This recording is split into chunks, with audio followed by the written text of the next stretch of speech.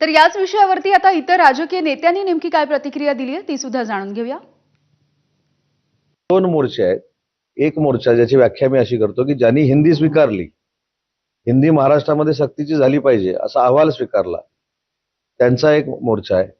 आणि एक मोर्चा जो आहे तो राजसाहेबांनी त्यांची एक भूमिका मांडलेली आहे म्हणून मोर्चा आहे. ते ह्यांच्या मोर्चात जात आहेत, हे त्यांच्या मोर्चात जातात. तर आपण वेट अँड वॉचची भूमिका ठेवू, बघू. काल राजसाहेबांना आमचे शालेय शिक्षण मंत्री दादा भुसे साहेब भेटलेत. मी देखील साहित्यिकांना भेटणार आहे. ज्यांचा गैरसमज झालाय, ज्यांचा काही संभ्रम झालाय, त्या संदर्भात त्यांचं म्हणणं ऐकून घेण्यासाठी बैठका झाल्या पाहिजे. तिसरी भाषा तुम्ही हिंदी नाही बोलला तरी चालेल, पण फ्रेंच बोला, जर्मन बोला, अजून काय कन्नड बोला, तामिळ बोललेत ना, माझ्याकडे आहेत.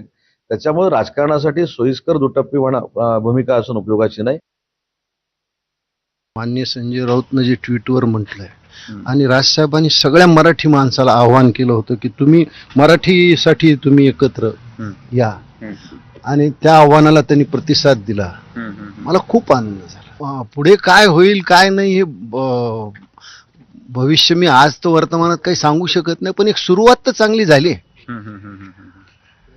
ज्या गोष्टीचं स्वप्न आम्ही पाहत होतो ते स्वप्न तर पाहायला सुरुवात झाली. ज्या रस्त्यावर चालावं एकत्र असं वाटत पहिलं पाऊल तर पडलंय. आणि मला आज सहज स्वर्गीय बाळासाहेबांची आणि मासाहेबांची आठवण होती. मी खूप उत्सुक आहे की ती 5 तारीख कधी येते आणि मी हे सगळं पाहतोय. त्या ऐतिहासिक घटनेचा एक साक्षीदार होण्याचं भाग्य मला लाभेल. आपली गमावलेली राजकीय स्पेस, राजकीय पद पुन्हा मिळवण्यासाठी केलेली ही धडपड आहे. यांना मराठी भाषेबद्दल काहीच देणं घेणं नाही. जिथे महाराष्ट्रामध्ये फक्त मराठी भाषेची सक्ती आहे, हिंदी भाषेची सक्तीच नाही, मग असं असताना साप साप साप म्हणून भुई धोपटण्याचा प्रकार महाराष्ट्रातील जनतेच्या लक्षात येणार नाही का? जो मुद्दाच नाही तो मुद्द्यावर तुम्ही मोर्चा काढताय, मुद्दा बनवण्याचा प्रयत्न करताय. महाराष्ट्रातील जनता एवढी दुधखोळी समजता का?